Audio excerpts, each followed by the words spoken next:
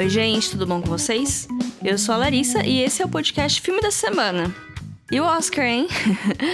Na verdade, e os indicados do Oscar, né? Porque pra quem tá perdido, pra quem tá ouvindo isso no futuro, a cerimônia ainda não aconteceu.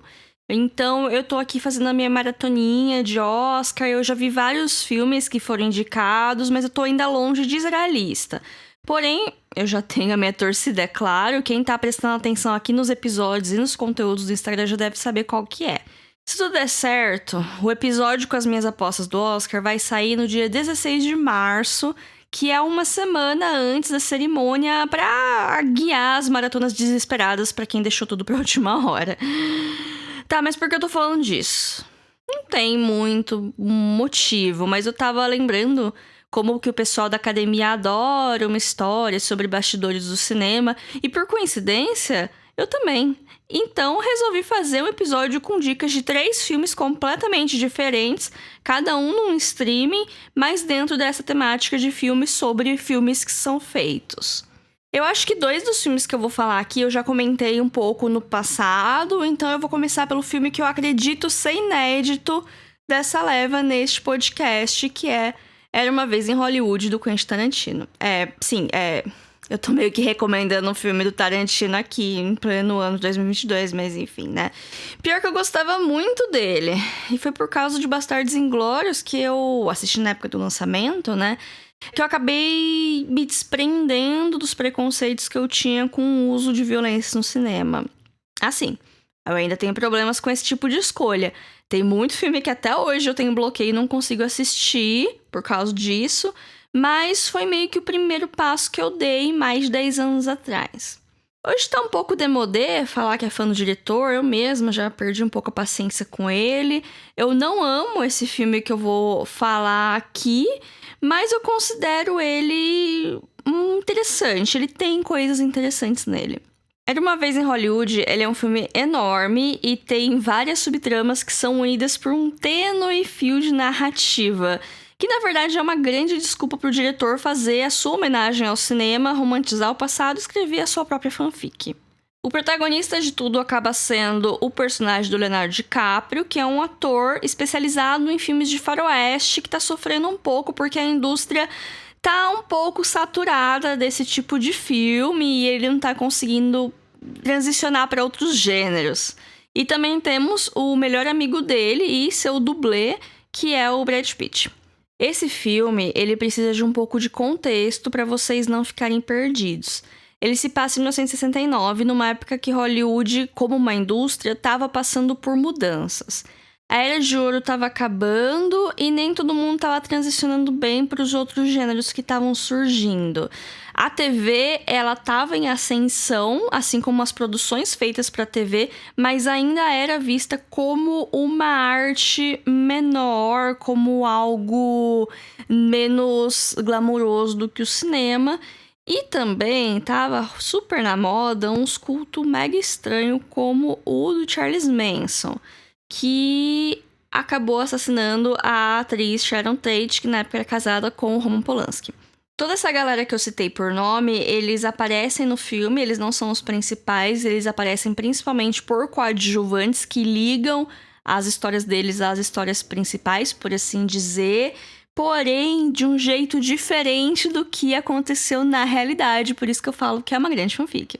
E o filme, ele não tem muito uma história além disso, né? O personagem do Leonardo DiCaprio, ele tá sofrendo pra fazer outros tipos de filme, tá indo pra TV, eu não lembro exatamente, mas ele tem um conflito na carreira, enquanto que o personagem do Brad Pitt, como a carreira dele acompanha do Leonardo DiCaprio, se o Leonardo DiCaprio tá tendo um problema na carreira dele, ele também vai ter, porque, né?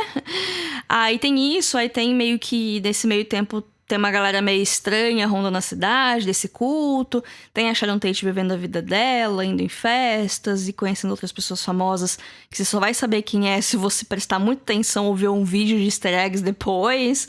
É a história dessas pessoas vivendo a vida, como eu falei, com uma tênue linha de história, até chegar no clímax dos 20 minutos finais, que aí vira loucura, loucura, loucura. Mas esse final é muito bom, porque é onde vira filme do Tarantino de verdade, assim, de verdade. É onde fica aquelas loucuras, sangue pingando e violência, porque até então É tranquilo, tem umas cenas que você fica um pouco tenso, porque você meio que sabe que é pra ficar tenso, mas é no final do filme que as coisas vão despirocar. E também tem a parte da fanfic, que é a parte inventada, por assim dizer, como se ele fosse escrever um final feliz pra aquela história que terminou de uma maneira tão trágica. Então, eu meio que gosto disso, sabe? Então eu vou deixar passar. E enquanto tá rolando essa loucura de filme, tem muita cena de bastidor de cinema, tem conversa de produtor pra falar de uma produção nova, tem o Leonardo DiCaprio reclamando, tem aquela cena da menininha falando que ele foi a melhor atuação que ela viu na vida dele, o Leonardo DiCaprio chorando, e eles andando no meio dos sets de cinema, no meio dos cenários. Enfim, é isso que eu gosto. Eu adoro ver esse por trás das cenas, de como as coisas são feitas, sabe? Eu acho ótimo, acho muito divertido. E esse filme, ele entrega muitas homenagens, assim, ao cinema dessa época e às personalidades do cinema dessa época. É um filme interessante, mas é um filme que talvez você aprecie mais tendo contexto. Mas existem milhares de vídeos no YouTube dando contexto e falando. O filme já saiu, já tem mais de 2, 3 anos, é de 2019, eu lembro que eu assisti no comecinho de 2020, então 2 anos atrás. Hoje ele tá disponível no Prime Video e, assim, é uma boa, talvez não tão casual, assim, tipo, ai, que filme que eu vou assistir sábado à noite, mas se você tá um pouco afim de ver uma coisa diferente, pode ser uma boa esse filme. Os próximos filmes de hoje são clássicos vintage e uma ótima porta de entrada se você quer ver mais filmes antigos e tem um pouco de medo deles serem chatos. Spoilers, eles não são. Mas tem que ter em mente que era uma outra época, a tecnologia era outra, os estilos de edição também. Então é normal os filmes parecerem um pouco mais lentos, porque as cenas são mais longas, o corte é menos intenso. E o mundo era outro em questão de sociedade, mas também tem a parte da censura velada que acontecia em Hollywood até os anos 60, que também é conhecido como Código Hays. Por isso que todo filme parece uma grande sessão da tarde, onde os mocinhos sempre triunfam e as mocinhas são sempre puras e castas. Se vocês querem mais detalhes desse recorte histórico todo, eu recomendo o episódio 19 sobre filmes musicais, onde eu também falei brevemente do filme que eu vou falar agora, que é Cantando na Chuva, de 1952. Eu tenho uma lembrança de já ter falado desse filme aqui, mas tudo bem, eu falo de novo, porque ele é um dos meus filmes favoritos da minha vida. Ele se passa durante a transição do cinema mudo para o cinema falado nos anos 20, e ele mostra como essa transição não foi boa para todo mundo. O protagonista é o Don Lockwood, que é interpretado pelo Gene Kelly, um ator carismático que está sempre fazendo par romântico com uma outra atriz, a Lisa Lamont. Ao ponto desses dois fingirem ser um casal para dar uma ajudada na divulgação dos trabalhos por pressão do estúdio. Pois é, não foi a Lady Gaga que inventou a fanfic para vender filme, gente. Só que esses dois, eles se odeiam e essas tensões elas só aumentam quando o estúdio manda eles fazerem um filme falado e a Lisa não se adapta tão bem assim.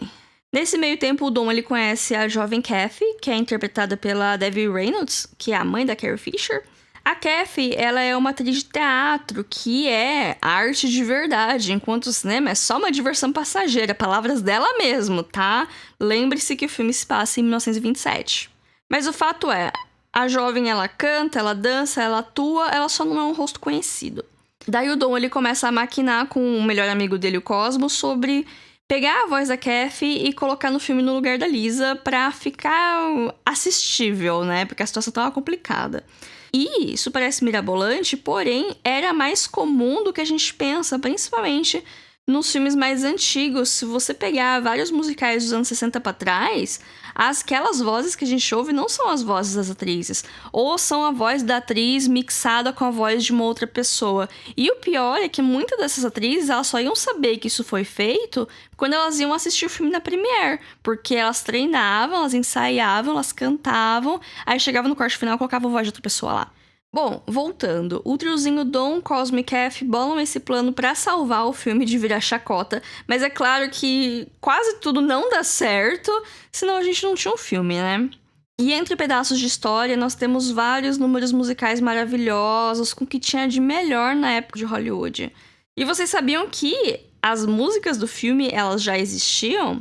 Salvo uma ou outra, todas as músicas que eles cantam, incluindo a música título, não foram compostas para esse filme, inclusive já aparecendo em outras obras anteriores.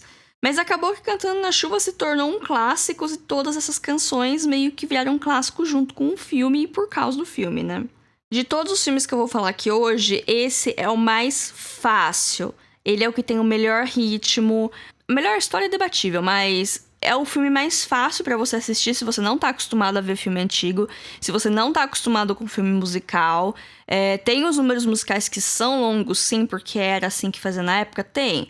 Isso pode ser um pouco difícil? Pode. Ele tem os créditos no começo do filme? Sim, porque antigamente era assim, então você dá o play lá no filme e espera uns minutos até o filme começar, porque não vai começar na hora.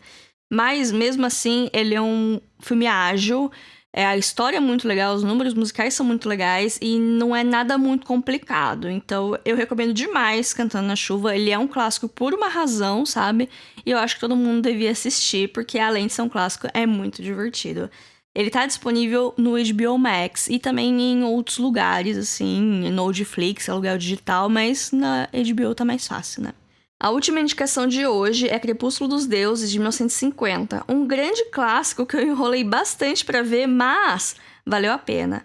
Esse é um daqueles filmes que já começa pelo fim. Na primeira cena, a gente já presencia um crime, daí o filme volta alguns meses pra gente conhecer aquela galera e entender o que aconteceu. Mas a história ela é tão envolvente que eu esqueci do crime. Então, quando ele aconteceu lá no final, eu levei um susto. A gente vai acompanhar o Joe, que é um jovem que se mudou para Los Angeles sonhando com o sucesso de Hollywood. Ele é roteirista, ele tem uns contatos, mas até agora nada deu muito certo para ele, ao ponto de um pessoal do banco tá atrás do carro dele pra dívida, né? Pra pegar o carro. E aí ele resolve fugir, tipo, literalmente pegar o carro e fugir dessa galera.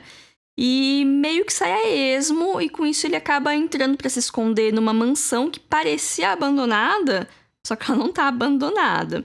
E ele acaba sendo convidado a entrar por engano, porque a dona da casa tá esperando o agente funerário pros preparativos do velório do chimpanzé de estimação dela que morreu. Gente, Olha só como que começa o filme. A dona da casa, no caso, é a Norma Desmond, que é uma antiga atriz que brilhou na época do cinema mudo, mas que não fez muito bem a transição para o cinema falado. Olha aí uma repetição do tema.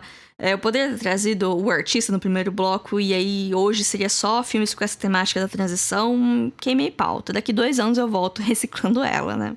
Enfim, o Joe reconhece a Norma, né? Ele olha pra ela e fala: você não era aquela atriz? Ela, sou sim. Ele, minha mãe gostava de você, meio que pra jogar do tipo, olha como eu sou novo e você é velha. Não de propósito, mas é o que a cena sugere, né? Mas aí, ela fica muito feliz quando descobre que ele é roteirista. Por quê? Ela tá querendo fazer o comeback dela. Ela quer ter a volta triunfal às telonas. E ela já tem muitas ideias, ela tem os contatos e ela já tem um roteiro, mas ela quer alguém pra revisar. E ele vê o roteiro e é um negócio escabroso, assim, mas ele meio que pensa, isso aqui pode virar um job. Aí ele meio que convence ela a contratar ele pra ser o roteirista dela. E aí ele acaba se mudando pra mansão dela e as coisas começam a desandar, porque, né, morar no trabalho não é bom. A Norma, ela vive no mundinho dela. Ela claramente tem alguma doença, é extremamente controladora, é difícil de lidar, ciumenta, possessiva, iludida. Ela recebe cartas dos fãs, que na verdade são escritas pelo mordomo, sabe? Ela acha que ela tá balando e não tá. É uma dinâmica bem estranha, assim. O filme, ele é quase um filme de terror, se você parar pra pensar. E a situação ela vai ficando cada vez mais insustentável até chegar no clímax do final, que a gente já sabe como que vai ser, porque a gente viu o começo, né? Mas o jeito que a tensão vai sendo construída é muito boa. E também o negócio da mansão decadente e desse estilo de vida que não cabe mais naquele mundo dos anos 50, que já faz muito tempo também. É bem interessante, assim. Eu gosto muito de ver filmes antigos que são contemporâneos à sua época, porque dá pra... Por mais que tenha todo o negócio do Código Hays que eu falei, dá pra ver algumas coisas sobre estilo de vida. E esse filme tem muitas cenas nos estúdios da Paramount, tanto dele indo levar o roteiro, quanto pra resolver as coisas do filme da Norma.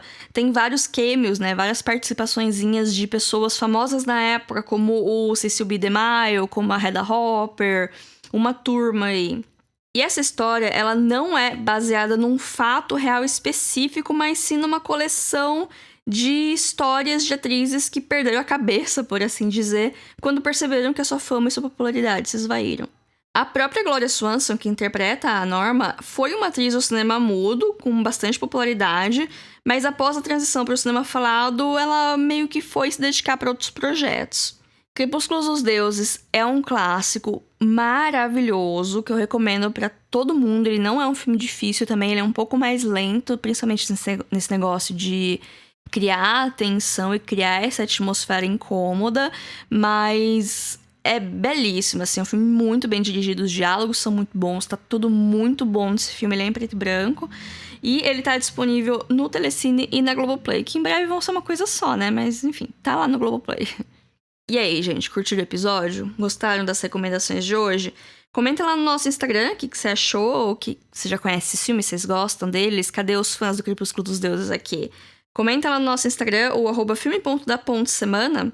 E a gente também tem um e-mail para contato, que é o podcastfilmedasemana@gmail.com, que também é uma chave Pix, caso vocês queiram fazer qualquer colaboração de qualquer valor pra gente.